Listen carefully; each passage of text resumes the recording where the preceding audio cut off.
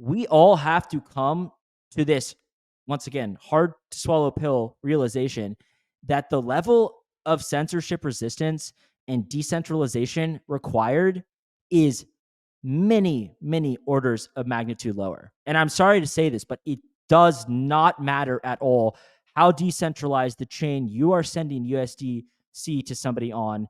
If Circle can go in their database and scratch out your name and say you no longer own that, it does not matter. If stablecoins are the killer use case, we can probably do away with solo stakers. We can probably do away with a lot of these cypherpunk ethos things. Chaos Labs, the leading on-chain risk management firm, recently launched its new flagship Oracle product, Edge. Edge delivers integrated, high-precision risk and price data for any application with a market. Follow and reach out to Chaos Labs on X to learn more. What's up, guys? Just want to tell you a little bit more about Fuel Labs and their new Ethereum L2 Fuel Ignition.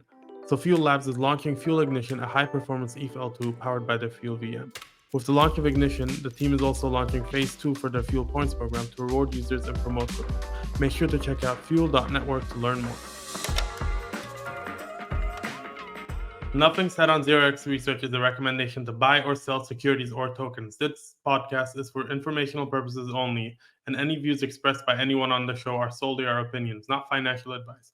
Boccaccio, Ryan, and our guests may hold positions in the companies, funds, or projects discussed. What's up, guys? Welcome back to another episode of 0x Research. Today I'm joined by the dream team of men who care too much about L1 design choices. Gwart from the Gwart Show, Michael Ippolito from Bell Curve, and Daniel Smith from Blockworks Research. Thanks for coming on, guys. Yo. Thanks for hosting, Bach. Happy to be here. Fantastic. I assume we're going to spend most of our time talking about ETH, but before we delve into that, I want to ask about what do you guys care about that's non-ETH and non-Solana in the markets, like right now? What do you spend most of your time thinking about? And we can go first with you, Gwart. Yeah, I mean, I'm like following this AI coin meta not so closely. It's obviously the talk of Twitter. So yeah, that would be the one thing I've been paying attention to. I think that the little mini bull we've had recently with Bitcoin is pretty interesting leading into the election. I don't know. I don't really try to pontificate too much as to whether or not this is indicative of a Trump win or what the markets are telling us, but I've obviously been following this a little bit. So yeah, that's what I'm looking at. Yeah, I think the AI stuff is definitely the interesting thing, and the good part about the AI meta is that there's a left curve and a right curve explanation to it. The left curve explanation is the more compelling one, which is just that it is a generational technology. There's no way to bet on it in public markets because everything's private, and people are just going to want to speculate on these coins. I do think it's kind of funny that people thought people want to speculate on decentralized training, and it turns out they just want shit talking AI bots, which is hilarious. That is hilarious to me.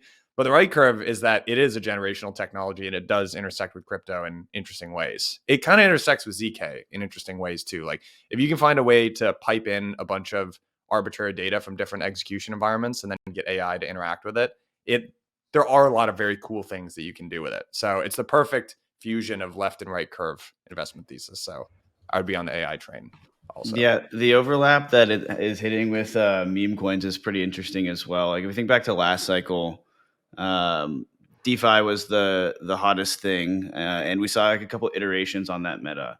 It started with like the airdrop meta, and then it was the farming meta, and then it was the food coins and getting mixed in there as well. And now we're starting to see the same thing with meme coins, which I think is strange. Like I'm definitely not in the camp that, meme coin nihilism is going to take over the world, yada, yada, yada. But it is worth acknowledging that, Doge launched in like late 2013, early 2014. That was a decade ago.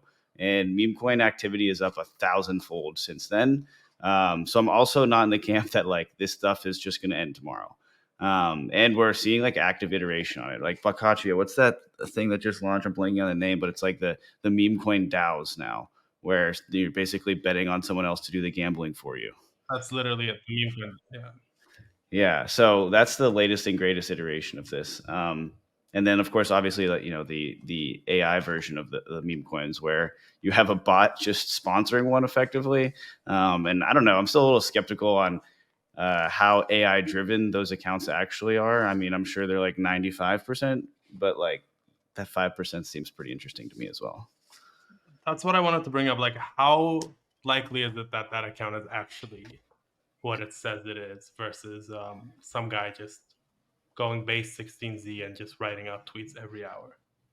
I mean, look, like until Claude's version of write access over your computer is live, or OpenAI's, or so Anthropic, OpenAI, Google, Facebook, or Meta, until any of those are like out and usable to the general public, like I'm super skeptical that any of these things are like an exciting version of AI.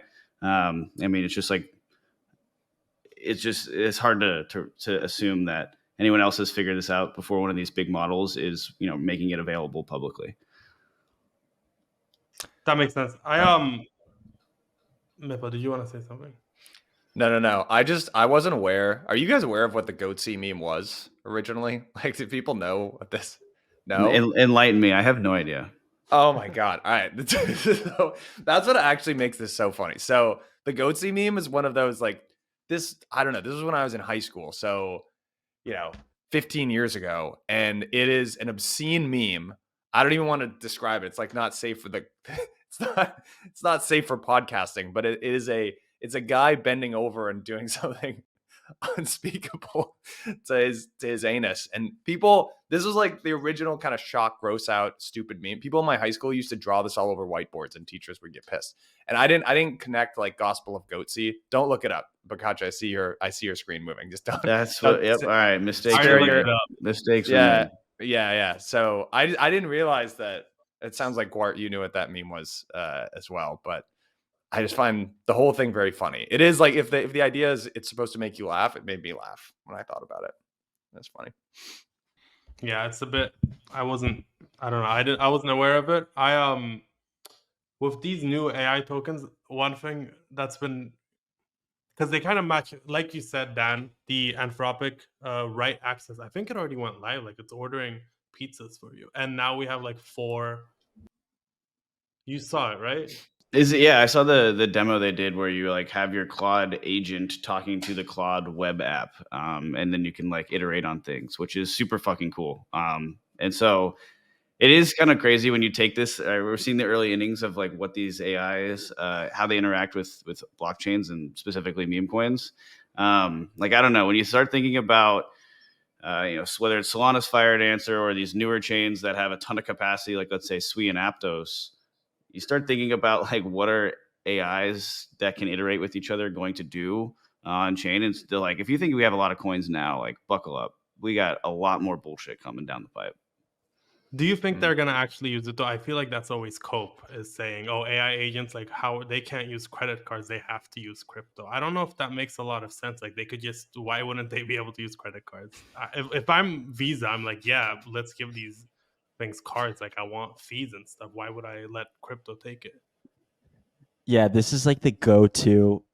This is the go-to bull post. Is like AI will never be able to use traditional rails of finance, and then you watch like Ex Machina, and you see the woman like convince this guy to release her from captivity. And you're like, I'm pretty sure that thing can get a credit card. Okay, like it's kind of it's like the popular narrative of like, oh, these agents can only use our rails, and it's like, no, I think you really want them to use our rails. So I tend to agree. I think it's just like sort of rationalizing the AI crypto intersection when nobody knows where that is at all. Apart from like complete shitcoins of gaping assholes. Like right. Yes. That's what I think. Like when I say we got shit coming down the pipe, pun intended, because that, you can't launch a meme coin with a traditional credit card being the difference there. But I don't know. Like I would love to talk to like payment issuers, payment providers and credit card companies about this. Like if you knew, let's hypothetically, if you knew you were interacting with an AI agent, like I feel like you probably wouldn't want to accept that transaction. Why not? Yeah, because really sure. I would say do this at all costs, and like who knows whose credit card this AI agent possesses. Like the chargeback issue is already a problem, and if you have this like AI agent that can convince people to release prisoners from captivity, it's like this thing will get that transaction executed at all costs, and it's probably going to end up my issue as the credit card company. I think they would still see it as incremental demand. And by the way, I've heard this like emerging line of reasoning around chargebacks being a huge problem, and I think it's massive cope for crypto as an industry. I really disagree with this line of thinking. Like payments are a two-sided marketplaces. There's a supply side of the marketplace and a demand side of the marketplace. The reason that chargeback dynamics exist is because everyone has correctly identified that the most important part of that marketplace is the demand side. So you as a consumer want to be protected. Credit card companies view you as the end customer. They're protecting you. So this whole idea that chargebacks are this massive friction in global commerce and we're going to change this with crypto rails because it's immutable is not accurate, in my opinion. Like this is one of the things that they got right. and we're looking for a reason to make our tech fit it. But I just disagree with this as an entire line of thought. Yeah, you're probably right. Boccaccio, you need to get someone from like Stripe on here and ask them that question, because I'm sure that those are the people that are spend a lot of time thinking about this. And if they're investing resources in their business to this, they probably have a fairly decent answer. But if they don't, then that's another indication that we're probably cooked. We said that they're not going to be able to do these charging things, the card payments. Like that's massive cope. AI is not going to be using crypto rails. What is actually useful crypto AI, in your opinion? Or do you think it, because today like Grass launched their token, the data layer for AI, as they're going with it. So I'm wondering, like, for me, it was always Tau. I thought, like, the meme coin, the AI meme coin was going to be Tau, but Yeah. then I found myself in the middle of the curve because it's actually not that at all. Like, it's underperforming. I could have just bought Goat instead. That's the actual meme coin. So I'm wondering, like, at what point do we say, okay, this is maybe the only useful application that might go up? People have been really bad at predicting what AI is going to be useful for. I will just say, like, if you went back 10 years ago, what everyone thought was going to happen when you had more automation is robots replacing blue collar workers, and that's not what's happened at all. The economics of that suck, and everyone thought that the creators were going to be safest, and it looks like they're the first people that are going to get replaced by all this stuff. So it's really tough. I actually think that you could just say maybe creators and human creativity is not as unique to us as we thought. And you literally could just get a shit talking AI bot to get a huge following. And maybe that's it. Like maybe that is what AI will first be used for. And people will, aren't there this already exists in Japan, right? Like aren't there huge like holographic concerts where people tune in to watch someone that doesn't even exist perform a bunch of music and stuff? What if that's the early, killer use case for crypto AI? It wouldn't actually shock me if that was the case. Yeah, if I knew the answer, I don't know if I'd be on this podcast with you guys. I'd probably be pretty heads down building something sick that would make me very rich. So you don't think it's any of the existing use cases that we have come up with, which is like the 37 Tau subnets or Grass web scraping, or I can't think of OLAS's AI agents? None of them. We need to come up with It could be. I don't know, but I definitely, if there's 37 Tau subnets, I don't know what all 37 of those are. Like what are your favorite ones? What looks promising? I don't know. I don't know. None of them look particularly promising. It's always like, I feel like in crypto, we always kind of let crypto do a little bit worse because we're like, oh, it's decentralized, so it has to underperform a bit. But the Tau stuff is like, they have a text parser, and that's like a whole subnet. I'm like, I don't know if this needs its own subnet. I don't know if it's beneficial. So my answer is, I don't know if any of them are particularly good. All right, I have a question for Gwart on a different subject matter here. Gwart, do you hate Ethereum, man? What are your feelings on Ethereum in general? It's like quite a loaded question. I don't know if I'm going to start a diatribe. I don't hate Ethereum. I certainly don't hate Ethereum. I do think that I probably have very different feelings about Ethereum than most people. I think that Ethereum is first and foremost useful, maybe useful for what is built atop Ethereum. I don't know at this point that Ethereum is really competing, to be honest. I also think that, like maybe a lot of the conversation I see at this point on Twitter between Ethereum and Solana, it doesn't seem to be progressing. There's nothing like particularly revelatory that I've seen as of late that would, I think, have people change their minds on the direction of L1s, from what I can tell. And I think this has been the case for 6 months or so now. It's fairly straightforward. roadmap that Ethereum's taking. We've had, Max come out of the woodwork and start screeching for some improvements to the L1. Obviously I'm good friends with him. I think he is on the right track. I don't know if it's going to make a difference. I don't know I don't know if going from 12 seconds to 8 seconds. I mean, I know you have to start somewhere. I don't know if it's going to make a difference in my opinion. So I kind of have taken the stance now that Ethereum's kind of made its bed and it must lie, or whatever the saying is. And Solana's obviously taken the opposite approach. And from what I see, it's like the market is just going to work this out. And there's nothing more that we can contribute. I think we have a relatively good understanding of how these systems work. I think we have a relatively good understanding of the roadmap that Ethereum's taken and sort of the opinions that it's taken. It's going to export the asset. It's going to have all these L2s, and it's going to be an extremely decentralized L1. And we'll see if it works. I haven't seen anything as of late where I'm like, oh, that's a really good point. That would change my mind. Most of the conversation seems back and forth. You have somebody say ETH is money, and then somebody says ETH isn't money. It's like, okay, where are we going from here? You know what I mean? And so yeah, I think that's sort of I don't know if you want to dig in more, but that's kind of my overarching view. It's not that it's not interesting. I'm not trying to stifle the question, but it's I haven't seen anything at this point where I'm like, oh, this is really going to make a difference in changing people's minds. So yeah, you brought up a couple good points that I want to dig into there. And one of the things that you actually, the first person that I heard mention this idea was that okay, we're exporting ETH assets to these L2s, but there's no forcing or programmatic mechanism for them to use ETH asset as the gas token. And we've already seen, I think you were the first L2 that I heard you reference this in relation to was Coinbase. You're they're going to allow people to use USDC because they have a huge monetary incentive for USDC to be, the canonical asset of the world. And that is interesting to me because we're starting to see a little bit of that. And if you kind of zoom out for a second and you say, all right, there's two value accrual paths for an L1 potentially, right? There's a third alternative here where they're just not worth anything and still very useful to the world. But if we're looking at the world that they are useful, I think there's two paths. One is the cash flow side of things, and the other is this monetary asset. And if you move activity to the L2s, you're basically forfeiting a large majority of the cash flow side of the value accrual path in favor of this monetary side. And then if the transactions are no longer happening in ETH asset, and there's a good chance the users don't even have a clue that ETH asset exists, you kind of also lose out on that monetary side.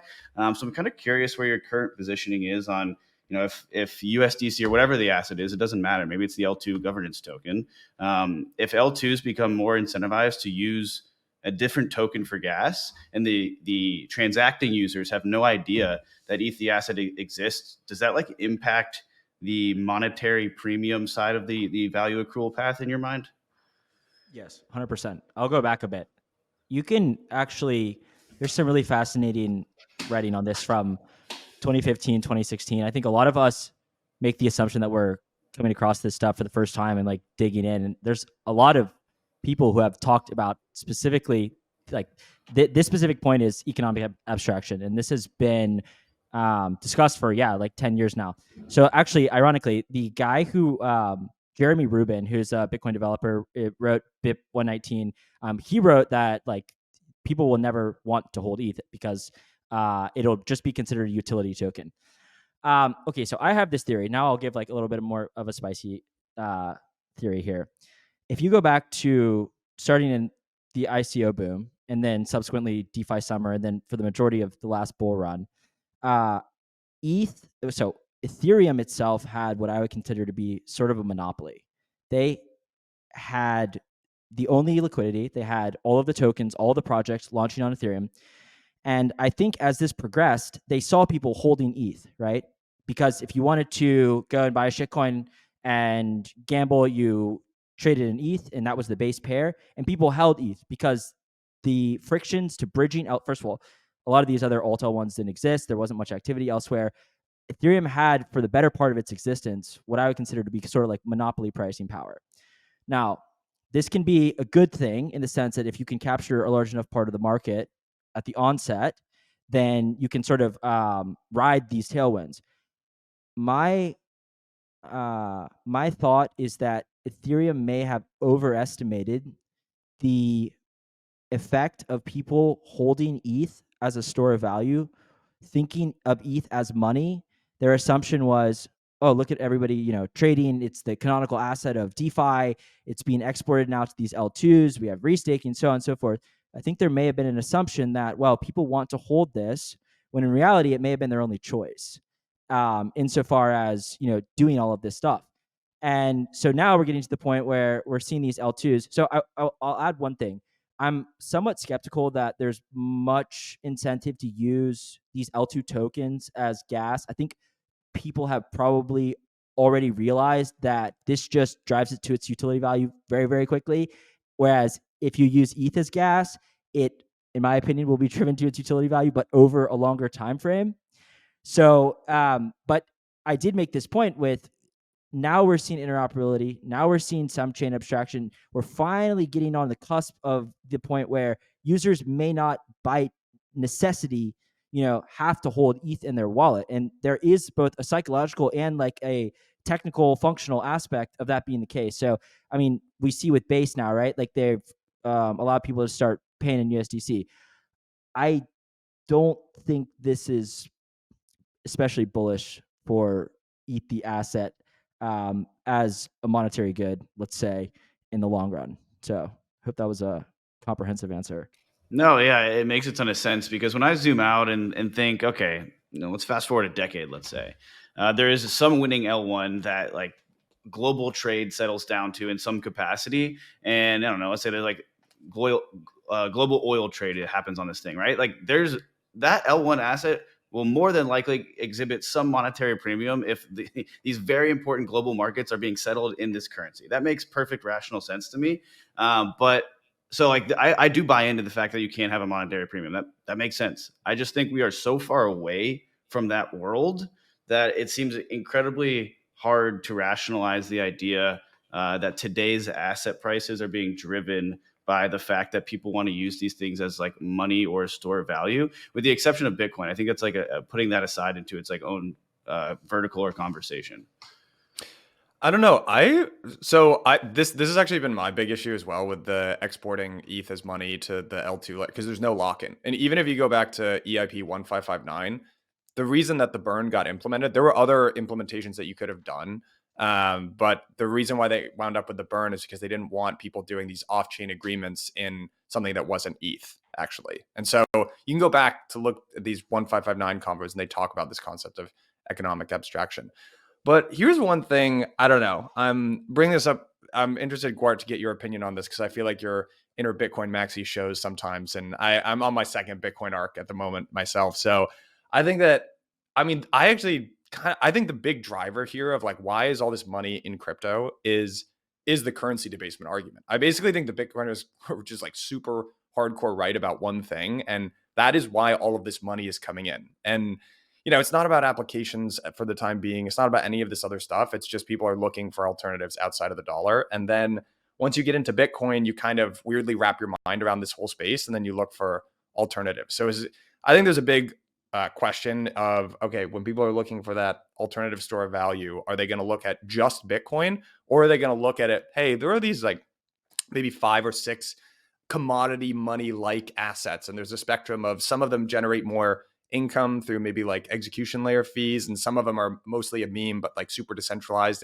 but they all look kind of similar. And instead of trying to pick the best one, I'm just going to throw the money at a basket of these things. And I kind of do, if you view the driver as demonetized, like a just slow degradation of the dollar, we might be in this weird in-between period where people still want to hold dollars, but on like a 20-year time horizon. Even though this feels very bizarre to say, if they keep crushing the dollar, people want to hold it. Like they're kind of eroding their own network effects. And maybe ultimately people do want to hold Bitcoin more than dollars, or these other, non-sovereign commodity money like things. I know that's a weird long-term bet to make, but most currencies don't last more than 80 years historically. So even though it feels like you're taking a weird bet, you would actually be taking the burden of proof should be on the fact that people are going to want to use the dollar for the next 100 years, because that would buck the major historical trend.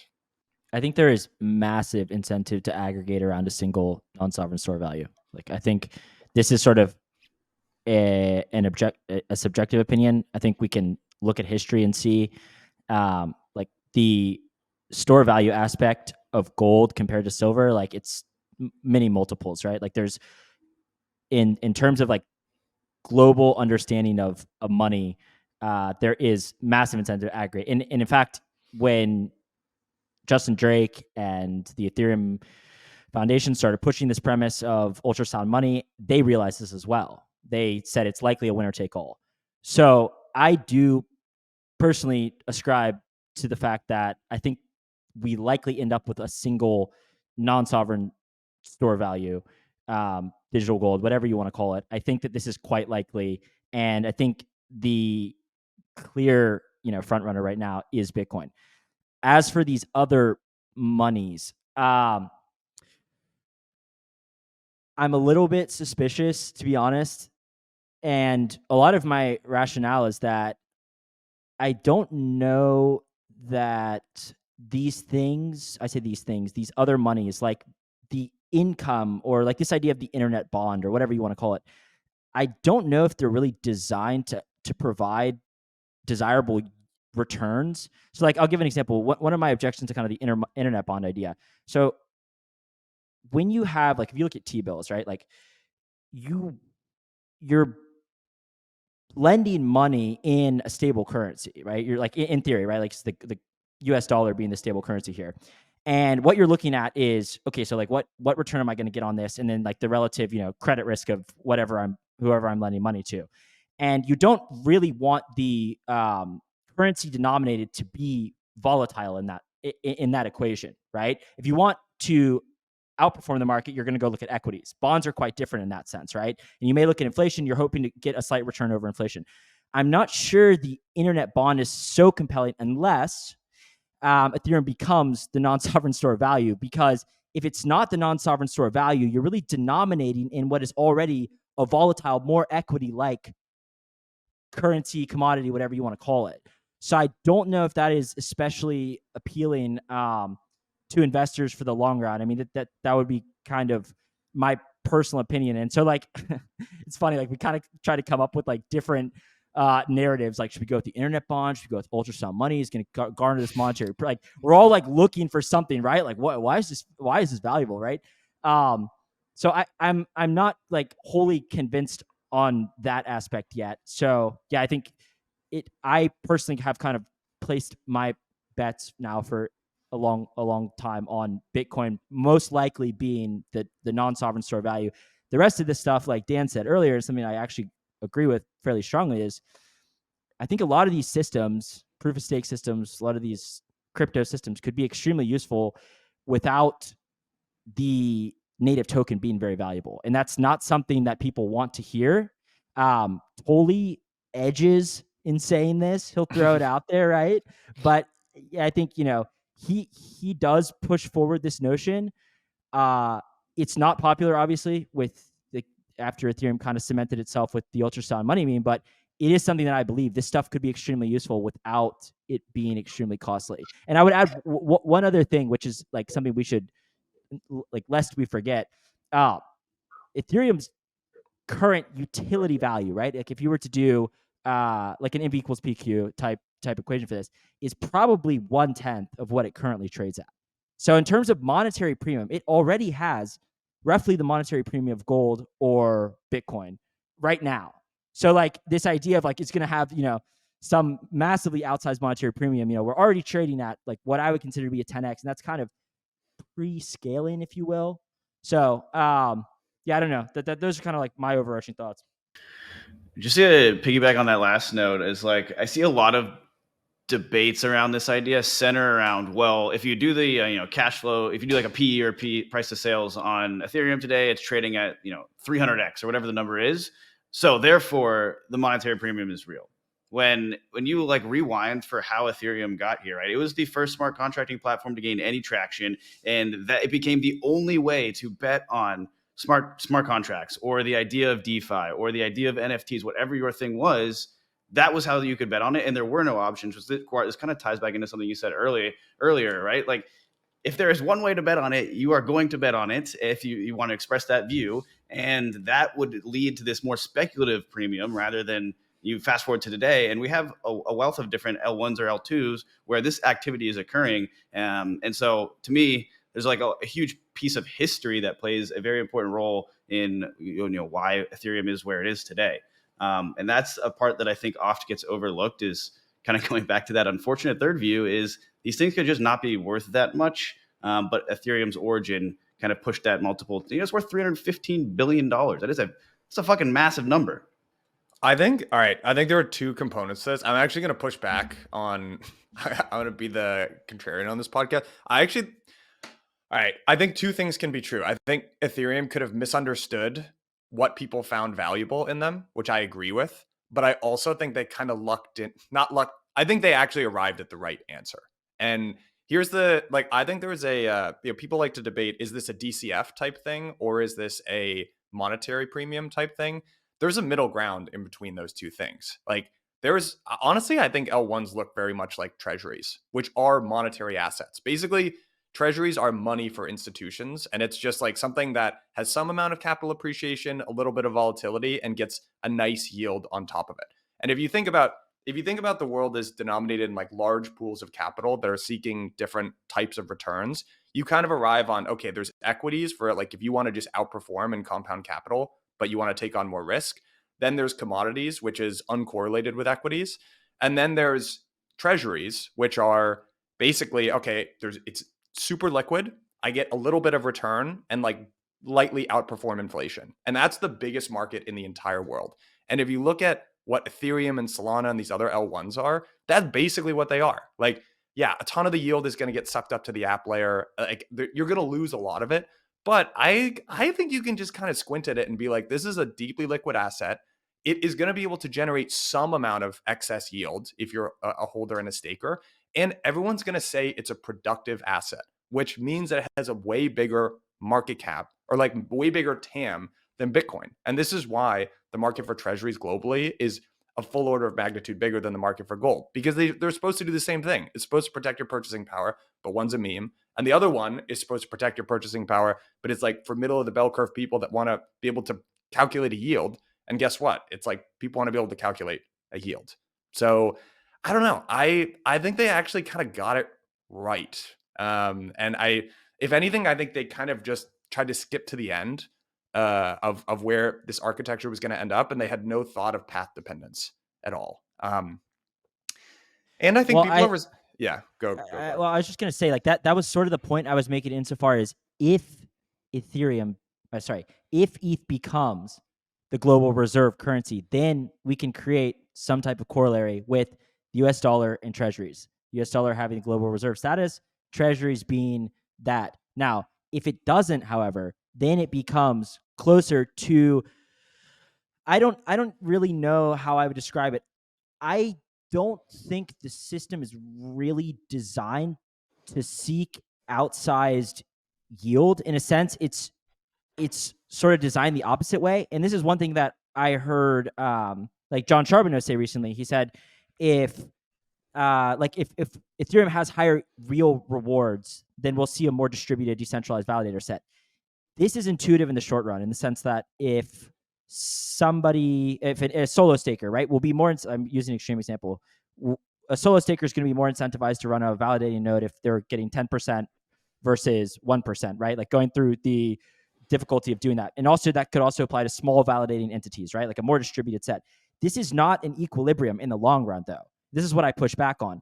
The equilibrium in the long run is that Lido adds more validators. It pushes issuance back down to where there's not a high level of economic rent being sought.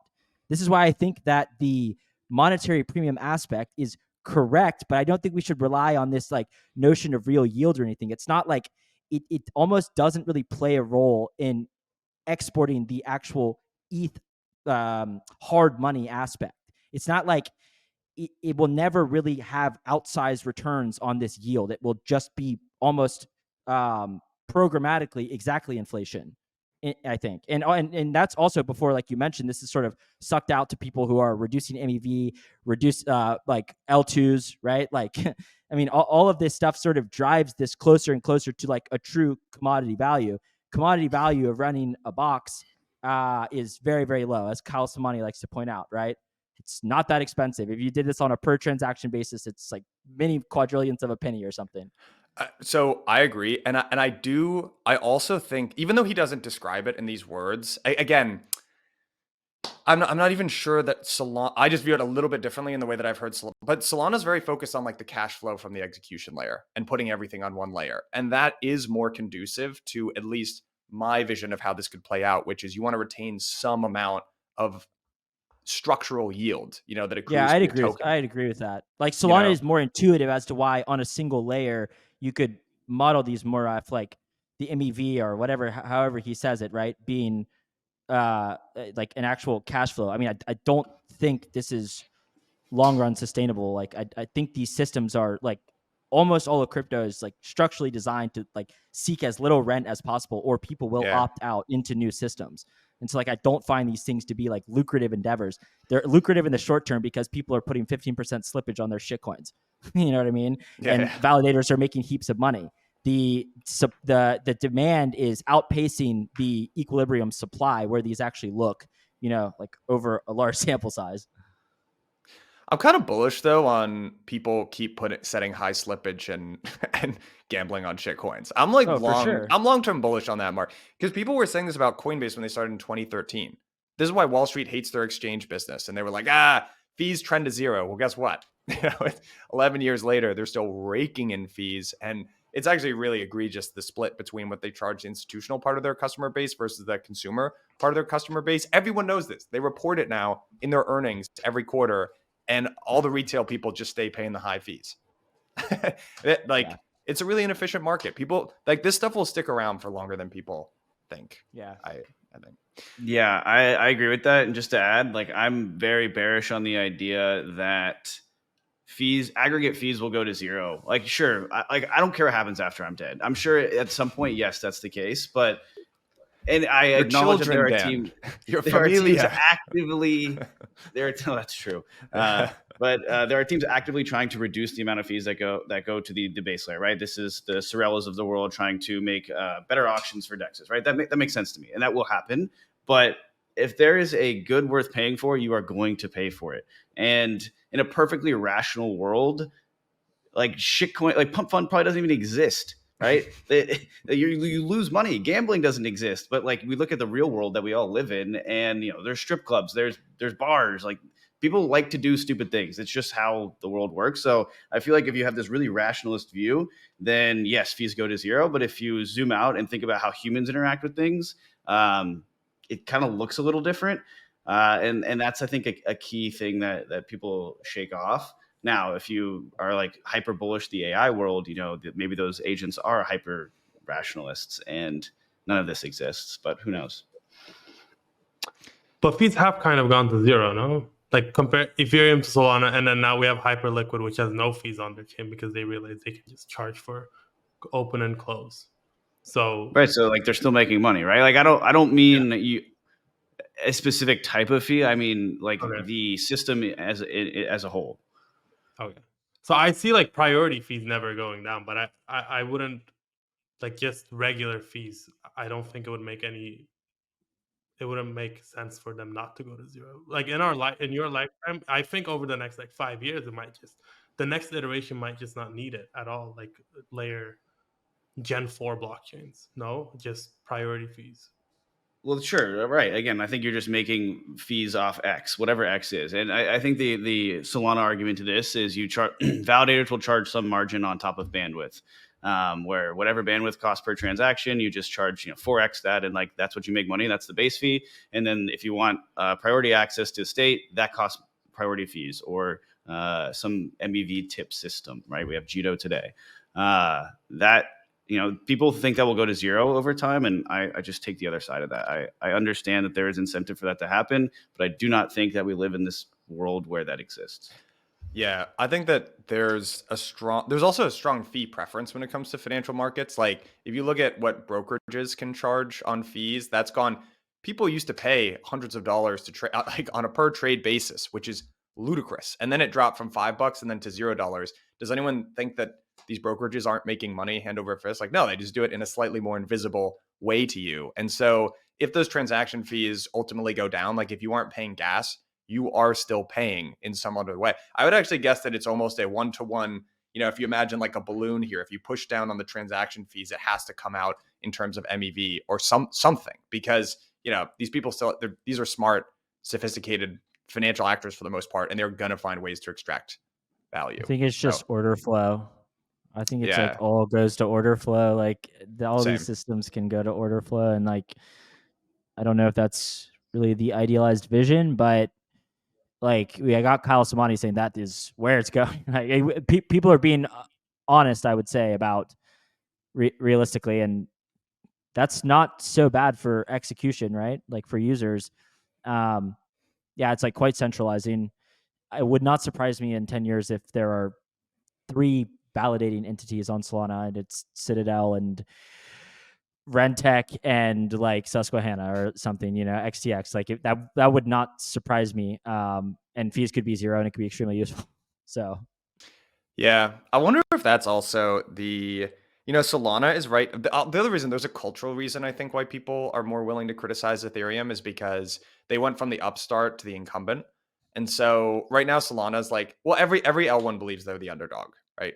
If you ask them. But right now, I think ETH is sort of in incumbent mode and Solana is the upstart mode. But Solana has things that, if you imagine each L1 like a paperclip factory, like there's one, or the AI paperclip experiment where you optimize for one thing and you just keep going until you break something.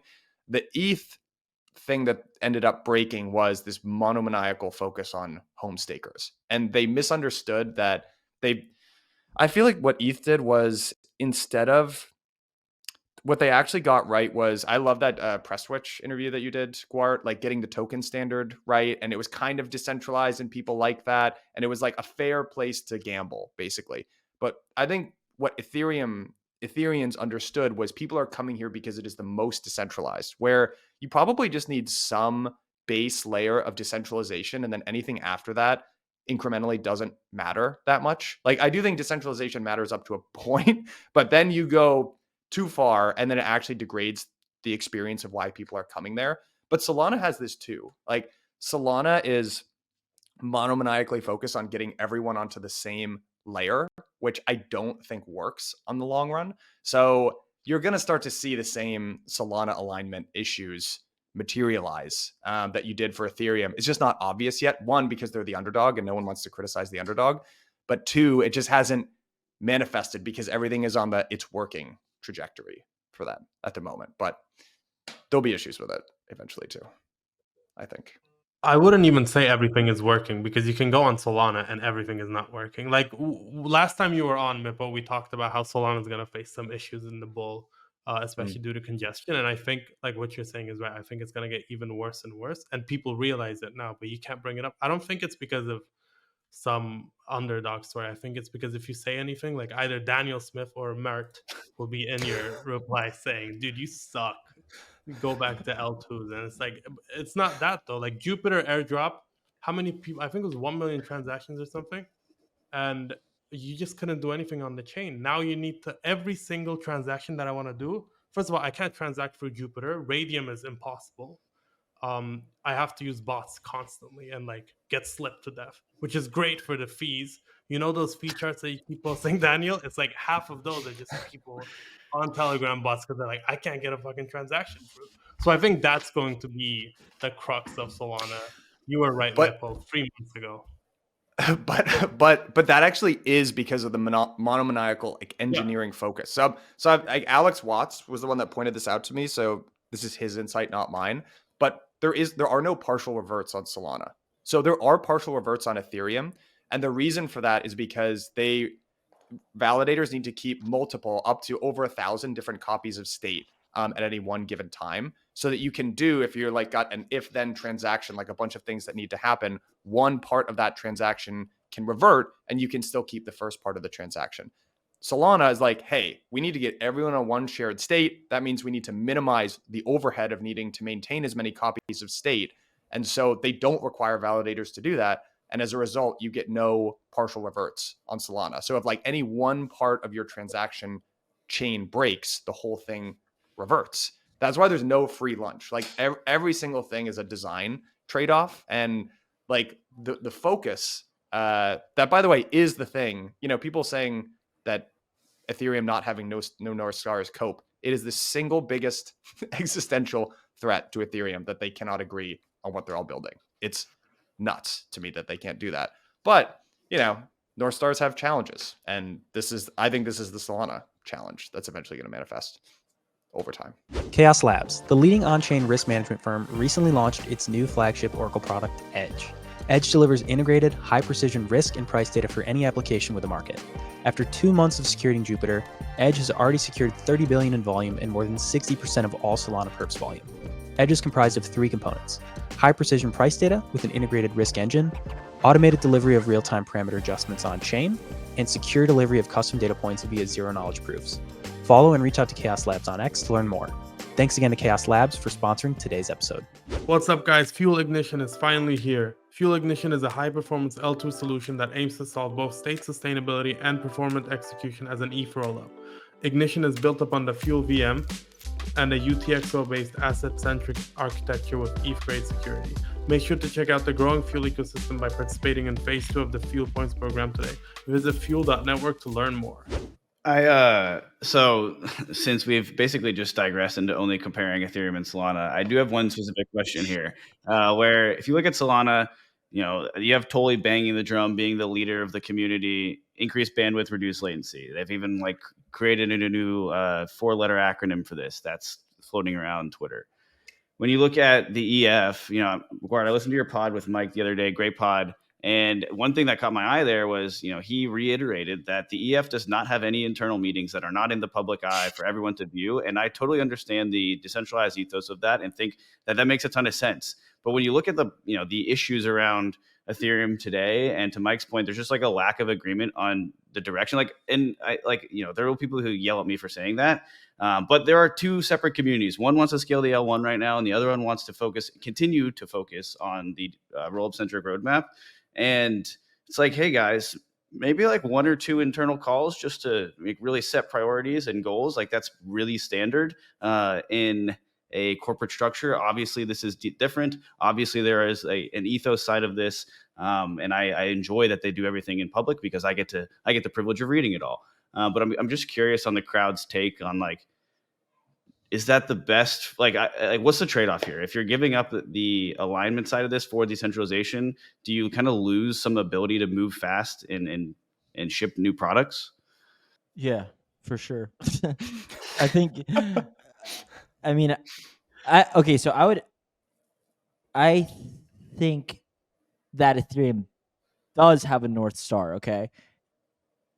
What I would agree on is I don't know what it means. Their North Star is the global settlement layer for robots. If you're Mike Noiter, it's for robots, but it's the global settlement layer. My pushback is less so on the do they have a North Star? It's more is that something that's very high demand, a global settlement layer for batching a bunch of L2 transactions and proofs and then some high value transactions on the L? Is this very high demand product that you're offering? They'll say yes. And this is kind of going back to the original point I made, which is okay. And they'll say BlackRock, Sony, Franklin Templeton are all building. They wouldn't be doing this if the global settlement layer wasn't important. Okay. You know what I mean? It's one of these things that the market will ultimately determine if there's a tremendous amount of value in a global settlement layer that's not a monolithic, L1. And I don't have much. So I don't know. That kind of circumvented your question. And with regards to the EF, yes, they definitely, they don't have the ability to move fast, break things. I think that there's some pretty good evidence that after, 4 years, chains start to ossify, and after X amount of time, it's very, very hard, right? This is just how these systems work as they grow. So, that's what I was kind of saying. They kind of made their bed. I don't know that, make the L1 great again. I don't know that this would be quite a reversal in my opinion. I think it'd be more of a reversal than even the people who are wanting to do it accept. Like, I think this is a pretty big 180. Yeah, I think but I think there's a wide acknowledgement that the settlement layer is not bullish. I don't know. I feel like I couldn't quantify this, but I just get the general sense. I don't hear as many settlement layer bull posting pods as I used to. I think that people know that that's not right, and I think that they are. I don't know. There's this great piece, like, groups don't disagree, they go into a schism, and it's basically it's really difficult to get a large group to actually say, hey, we were wrong about this, and commit to a new path. You basically have a break of the groups, and I sort of feel like that's what we watch that in Bitcoin, and I think we're seeing that happen in Ethereum. We're in like mid innings, in like inning 3 of that happening, and I think what you need, I don't know. There's been all this talk about Vitalik entering war mode. And from my vantage point, he hasn't entered war mode. War mode isn't mean tweets. That's not what war mode is. War mode is you go in, you align the stakeholders, you create a vision, you sell everyone on it, and the people that aren't aligned, you boot them out. Like, that is, and then there's some challenges and some feelings get thrown around, but then what you end up with is a bunch of people that all have the same shared vision, and you march in the right direction. And this is one of those things where I feel like crypto can't solve that. This is how humans work. You need to look at one leader. And by the way, Bitcoin's like the one freak. This is maybe the strongest argument for Bitcoin being a weird snowflake. Although Adam Back kind of did this. Adam Back kind of took the old mantle away from Satoshi and kicked a bunch of people out that didn't agree with his vision. I don't know. I think that needs to happen. And I think that needs to happen. I think there is a right way and a wrong way to run ecosystems and organizations, and not all the time, but you can't just pretend that we've rewritten, human genetics in the last 2 years since we invented cryptocurrency. You need one leader. You need a vision that people buy into. But 6 months ago, they had a vision and one leader. No, like, it was, we're doing L2s, we're gonna scale, and I mean, nobody was really going really upset like Resnick, Mr. Max Resnick is. I'm sorry, Gwart, I know he's your friend. And then now it's like there's no vision, but it's just ETH price is down. ETH Solana is Sol ETH is 0.071. It's like now everyone's like, oh, we need a vision. We need Vitalik to go up there and enter war mode. And I agree with you. I don't think it's war mode to say the ticker is ETH. Like, he should have been posting those bull images with ETH is good a year ago when we were first going through the, maybe scaling isn't great. I do think the ticker is ETH is actually pretty funny. I was like, that was the first time I've laughed in a little while about it. That's pretty good. I don't know. Gwart, you mentioned sovereign money and how you don't see ETH becoming non-sovereign money, like the global reserve currency, and Bitcoin could become. How do you see Ethereum actually doing that over Bitcoin? Is there a chance for it to dominate? This is a no. I'm trying to think. I mean, I don't know. There's certainly a path. Okay, I don't know what it is. I think it's not extremely likely. I think there are properties of Bitcoin, and I tried not to be dogmatic about Bitcoin in the sense of it's preordained by God. Like, I'm not this type of maxi. I would hope, right? And of course, it's very difficult to examine your own biases, but I would like to think that the reason I think Bitcoin's valuable is because of its properties and its commitment to, steadfast monetary policy and being pretty purpose built in the sense that it's fairly clear what the goal of Bitcoin is, right? And I think there's a lot less disagreement about what Bitcoin is than what Ethereum is. And I can say this for the past, since inception. Now there have been disagreements as to whether or not it should be digital cash or it should, have small blocks. But it's always been money, and the L1 is not very expressive. It's quite prescriptive in what it allows you to do. So it's fairly straightforward that it's money. And like, the purpose of Bitcoin, the network, is to send Bitcoin across the Bitcoin network, right? Like, that's probably the simplest way to say it. So I don't know. I guess if people end up not really caring about a store of value in that sense, a digital store of value. And then, yeah, I don't have a great answer as to how, maybe if just a lot of Bitcoiners say, like, if governments got their shit together, that's the biggest threat to Bitcoin. And I think that I'd probably agree with that. But isn't that also kind of like the next leg for Bitcoin of like who's going to accumulate this stuff, right? Like, because I'm a fee truther. Put my hands up here. Like the tail emissions thing, we're going to hit a point where you either have this choice of mining at a loss, or the fees will pay the miners, and there's an incentive to continue mining this thing. And the former there basically requires nation states to accumulate Bitcoin at such a size that they have a financial incentive to be willing to mine at a loss. That's basically like storing your gold and paying to keep it in a vault or whatever. And maybe that's a crazy take. Well, personally, I do think it's a crazy take. But like when I ask people about, hey, like what happens at the end of the road here? That's basically the only answer I ever get is, oh yeah, there will be bag holders that are so invested in this that they have no other choice but to mine at a loss. And I'm curious as to your take on that specifically, and then more broadly, like what happens when the cost of mining exceeds the block rewards? Yeah, okay, so I think the assumption is that fees continue to support miners. It's not a very eloquent or powerful response. There's more inputs here though, right? Like, so if we create an abundance of energy can become a lot less costly. So and there's a lot of Bitcoiners who ascribe to this notion that this can help push the bounds on more sustainable, cheaper energy, because it allows you to harness excess energy in places that would not be profitable to do so. But because you can bring a little shipping container with a bunch of ASICs in it and mine there, it can further push the aggregate global energy grid. I think that I don't really love the framing of mining at a loss. The difficulty continues to adjust down to the point where, in theory, somebody can always mine Bitcoin profitably.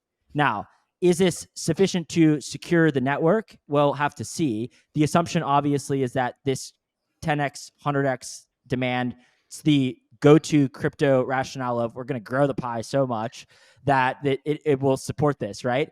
I'm not especially concerned. I will add one other point with regards to tail emissions. Like, personally, this is non-starter in my opinion. Like the 21 million is the most important thing. And I don't know, like a lot of these security budget truthers tend to, come and, launch these diatribes about this. I'm like, listen, if it fails because it cannot secure the chain, it failed because there was not sufficient demand. And there is no changing of the 21 million. It's no longer Bitcoin. Like, and I think that there's a stronger agreement within the Bitcoin community than maybe a lot of like crypto people see, that like the 21 million is untouchable. You can, if you fork it and create tail emissions and that becomes a more popular coin, that's fine, but that's not Bitcoin. And if the real Bitcoin dies, it dies, but that's not Bitcoin. The most important thing for mass global adoption of Bitcoin is the 21 million. The decentralization, all of this stuff, nobody, like the 99% of users will never care about. BlackRock does not care about. They see this as digital gold. There's a finite amount. It's preserving value over time. So I think that like that's the one thing. Also, ironically, did you know that the guy who they pegged as Satoshi, Peter Todd, was the one who wrote the like initial paper on tail emissions? It's kind of funny. That's another reason why I don't think he's probably Satoshi. But yeah, that's like sort of my perspective. And also, this can happen to Ethereum as well, right? Like if demand is not sufficient, it's not like having tail emissions is some fix. All it does is mean that there's always some amount to pay validators. Well, that doesn't mean anything about the value of ETH, right? Like ETH could be worth, substantially less, and then is it justifiable for somebody to validate the chain? Maybe if it's proof of stake and it's the computational, effort is much lower or cost is much lower. But the reality is that like it's not like adding tail emissions just like fixes this notion of a security budget. I tweeted earlier this year that like ETH's price dropping, or like ETH's lost 20% of its security budget in the past, whatever time, because the price of ETH went down. But like nobody's screeching about that, right? So I generally find that this is one of these conversations where like, okay, we got to wait and see, Yeah, I love your framing of the demand side of this. I think that's absolutely the right way to be thinking about it. And when you add in the point about tail emissions, totally agree. Like ideally, that's just a bootstrapping mechanism, and Bitcoin's kind of beautifully doing that, where it's programmatic for X number of years, right? That's the interesting piece to me. But just to rewind to the difficulty adjustment, yeah, totally agree. My framing for this is that if the difficulty adjustment decreases for a prolonged period of time, that negatively impacts the idea of the soundness of the money. But for the reason being, right now, if you wanted to like 51% attack Bitcoin and you assume that all of the hash power on mining the chain today is benevolent, then it's just not possible. There's not enough global compute for this to actually happen. But let's say 40% of the hash rate decreases and it's now idle, has nothing better to do, then like they start to get an argument where that hash power should be attacking the chain because it's got nothing better to do.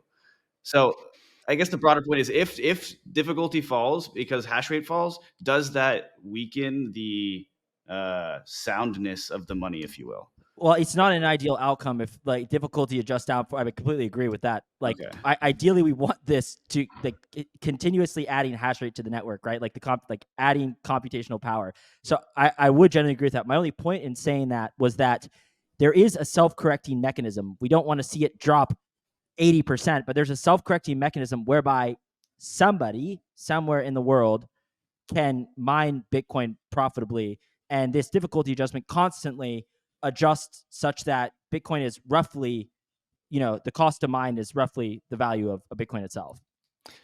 So I have a couple other maybe different takes on this, which is that I think that crypto, like, why haven't there been a lot of 51% attacks today?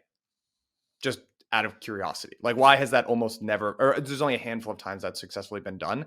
And the answer is because I think it would be illegal. Like, I think it would just be illegal. Yeah. And I think crypto is so guilty of assuming that it exists in a vacuum when it doesn't.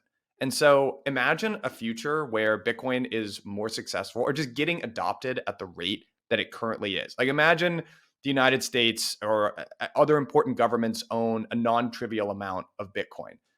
The reason why a 51% attack wouldn't be performed is not because of some game theory hash power stuff. It's because it would be perceived as an act of aggression. And so I think that this is a difficult thing to put yourself in the shoes of at the time, because that feels so bizarre to say. But I mean, I think that's why most 51% attacks haven't happened to date. And I think I think that Bitcoin basically is now in this weird, the game theory of Bitcoin is, can enough people adopt this network to the point where they won't want to fuck with it?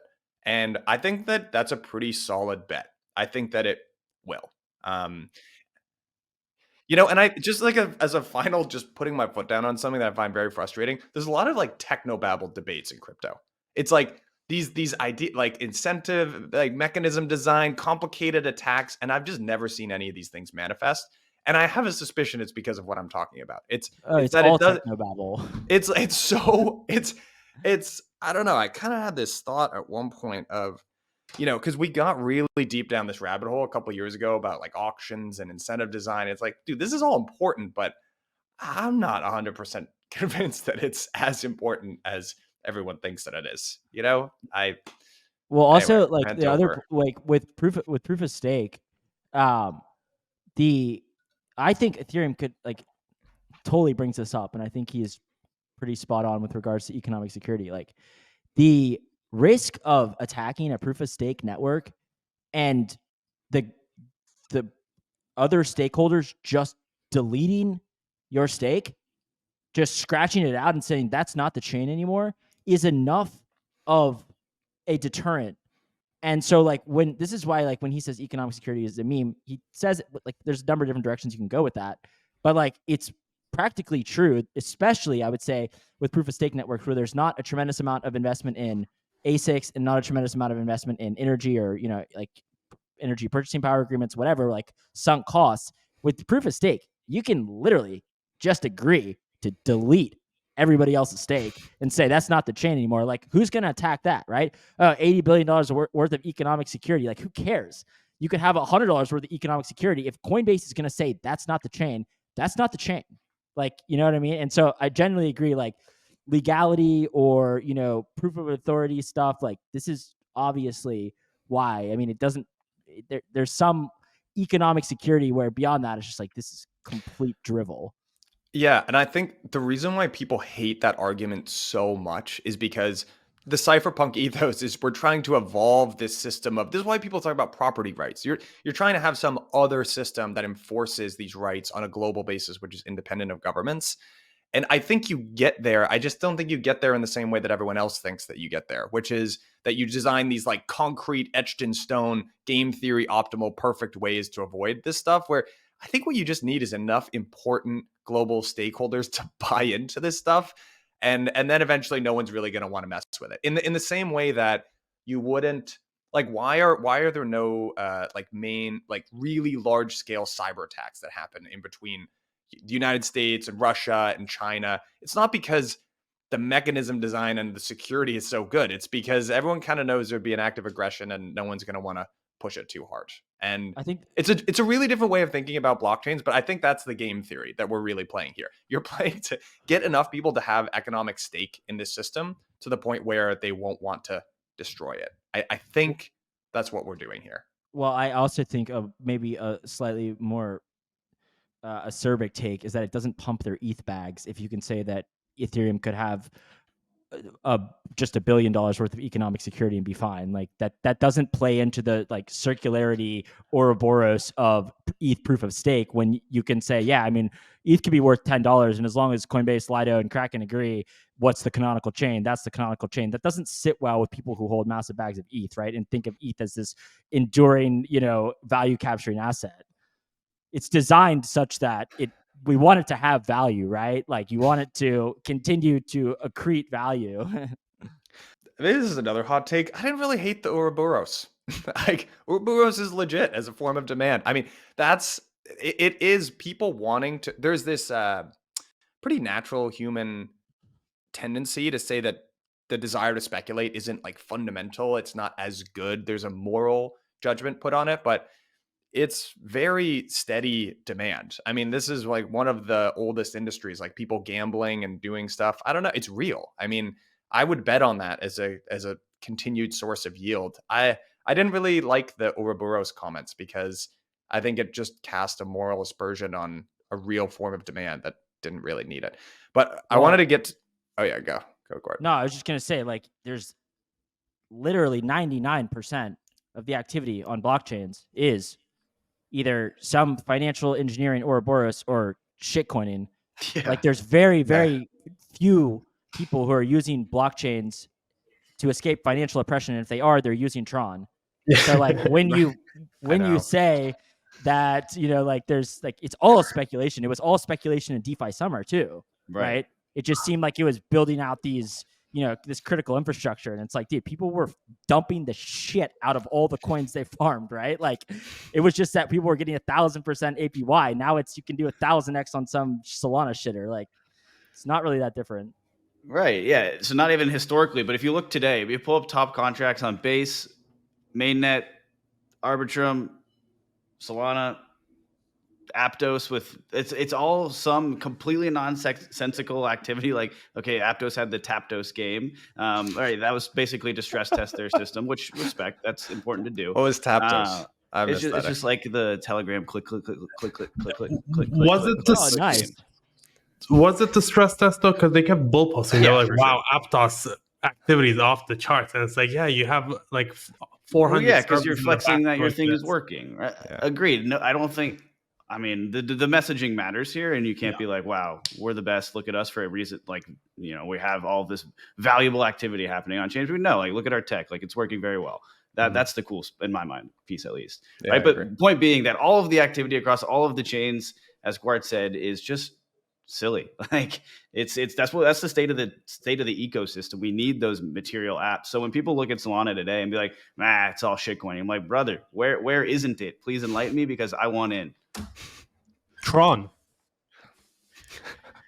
That's it. No, I've I spent think- some time with I've spent some time with the Tron data, and I'm unconvinced. I'm gonna say, Dan, actually, I had that. Go ahead. No, go Gwart. You're the No. I have like some friends who are quite. I think I respect their opinion generally on looking at stablecoin volume, and they're very suspicious of Tron as well. Like I think there's very clearly like demand. I mean, I know people in Israel who are using USDT, but I have some other friends who are like, yo, this is a house of cards. Like Tron volume, this stuff is like seriously something's going on here, money laundering. I don't know what, but it's a charade. But that's funny you say that too. Yeah, I mean, I've tweeted out one of the examples before. I think it's in my pinned tweet thing. It's on one of my active address rants. Like go look at the Tron contract in there. I'll briefly walk you through like what happens. So on Tron, it's interesting because there's basically gas rebates if you stake the TRX token. And you can delegate the rebates to other addresses. So like the system that's happening is you have this huge account with a bunch of staked TRX, and they will delegate free transfers to a certain wallet and then send them like, let's say 100 USDT. And then they will execute the transactions to do nothing more than send that 100 USDT back to itself. And you do that at scale for millions of addresses, right? And then you get these like circular, yes, the numbers look great, but when you start unpacking what is driving those numbers, a lot of question marks. And like, it's not the only chain that happens, right? And there's even benevolent examples of this, right? Solana's activity was off the charts, and it's because there's like, people are market making. It's not like we're taking people out of oppression or something with USDC transfers, right? That's not what's happening. But yeah, and you see this on Polygon as well. Just two examples where there's someone with some motive to pump these very specific numbers. And it's kind of unexplainable, right? Like, I don't know who's driving this.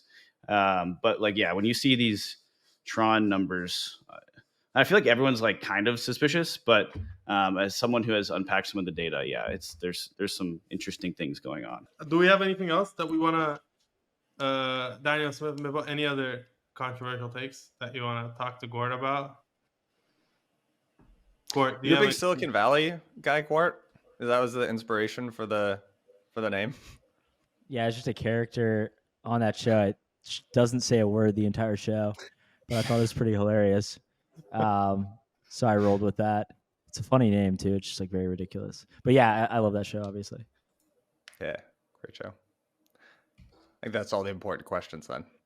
Now that we got to that. Gwart, do you have anything you want to say before you? No, I was just looking. No, I don't. Unless you guys have any other questions.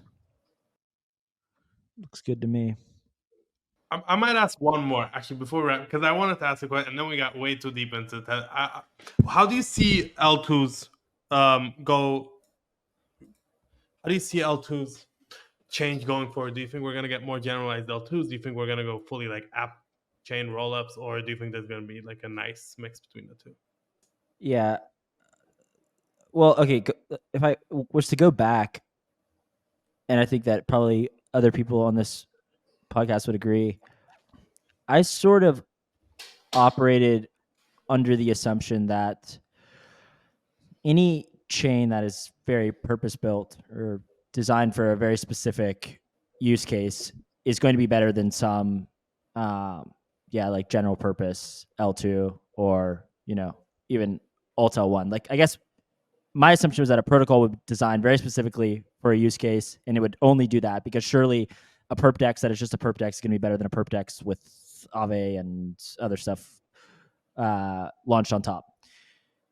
This is something that I don't have very high level conviction on, and maybe it does depend on kind of the vertical or like the very specific use case. But I will say I probably have leaned slightly toward a monolithic vision, and my rationale isn't, I don't think, really this. Maybe it is sort of, but it's not exactly the same as what a lot of other people think.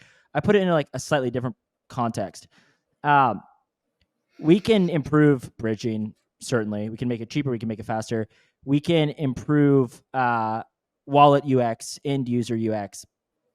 We can maybe, going back to like kind of our economic abstraction or chain abstraction, like we can maybe make this more or less seamless for users in the end. What I started to think about though is I'm not really convinced that a massive amount of the world's global financial capital markets are going to exist on roll-ups. I just don't really see that vision. And there's some technical reasons, which I sort of mentioned. There's also some just more practical reasons. Arbitrum USDC and base USDC are not completely fungible. We can make them very close to being fungible with Chainlink and a really good wallet experience. But at the end of the day, you are taking on different trust and security assumptions with these two different chains, right? Now, that may not be the end of the world for us degens, which are 99% of the users. But in the long run, if we do assume that a large amount of, certain use cases, at least financial activity, are going to occur on these chains, I don't think, and maybe this is how I was saying that I was going to say it a bit differently.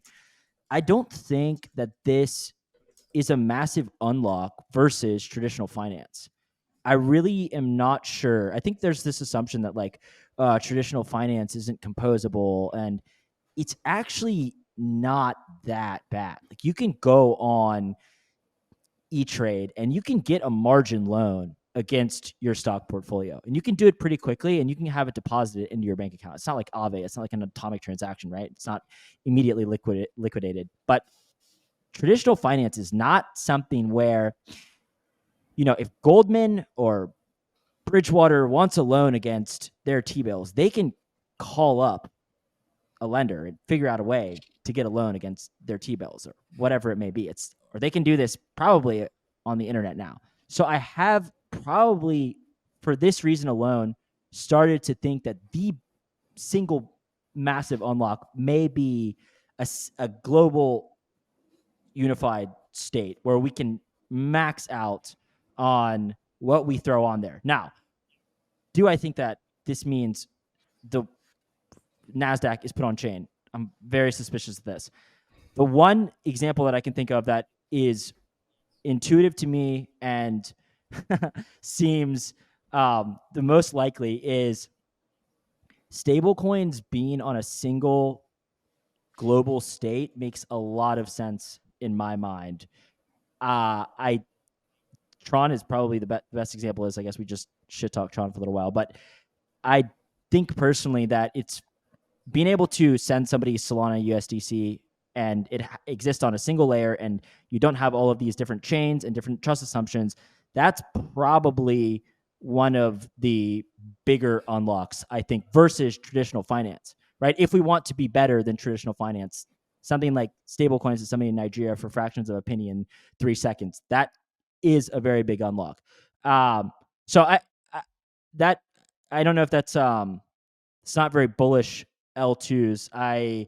I don't know. Yeah, I'm just roll-ups in general to me. They're just, we'll see, right?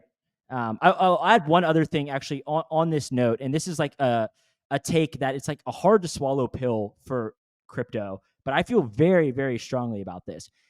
If what we are trading in the long run and what we are transacting with are primarily issued assets, stable coins, treasuries, equities, we all have to come to this, once again, hard to swallow pill realization that the level of censorship resistance and decentralization required is many, many orders of magnitude lower. And I'm sorry to say this, but it does not matter at all how decentralized the chain you are sending USDC to somebody on. If Circle can go in their database and scratch out your name and say you no longer own that, it does not matter. And you have some of the most powerful voices in crypto, the base people. I've seen a few VCs recently say this. Stable coins are the killer use case. If stable coins are the killer use case, we can probably do away with solo stakers. We can probably do away with a lot of these cypherpunk ethos things that we have in mind.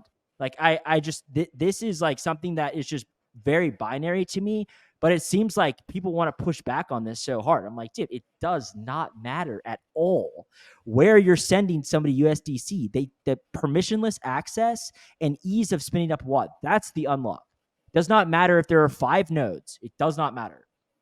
I actually have I got to run in 1 minute here, but I so agree with that statement. And maybe that's why I just want this to be true in its scope, that I want the base money of these things to be issued assets from, I want it to be ETH and Bitcoin and Solana, because you can't improve. There's a limit to how much you can improve the financial infrastructure around the money if you have one central issuer that gets to bully everyone around. And I actually don't even think that stablecoins would be that useful 10 to 15 years into the future, because you can regulate them, right? Like the technology, we're all acting like this new technology exists that allows you to send dollars around the world faster. They could do it tomorrow if they wanted to. The reason that they don't do that is because of all these regulations. And there is zero reason why on a long-term time horizon, centralized stablecoins would not devolve into the same state that non-stablecoin dollars exist today. There's no reason. So maybe this is just cope for me, but that's why the way that you unite, in my opinion, these different ways of looking at crypto, the monetary aspect and the tech aspect, it's the same thing. If you want these outcomes that we're all here for, these cyberpunk, better technology stuff, you need the base money to be different so that you can build better financial infrastructure around it. This is why all the fintech stuff is lipstick on a pig, because you still have the dollar and the banking system at the center of it. And so there's just not very much you can do with the tech. So you need the fundamental unlock. This is another thing I'm really on my Bitcoiner arc that they got right, is that it kind of is all about the money. And the money is the fundamental building block that enables you to build better tech around it. And then you get new businesses. All of these things are related. People come in and try to jam their worldview, and they're like, I only want to talk about the money part, or I only want to talk about the finance part. No one has that luxury. They're all related. They all have to work in tandem for us to get the outcome that we want. So I agree with you, Gwart, like 1,000,000%. I bet on Bitcoin. I'm with you. All right. Boom. Scene. Yeah, I think that's a great way to end it. Gwart, thanks for coming on. For sure. I hope it was good. I hope it was interesting. I think it was really good. This was fun, man. Yeah, that was a blast.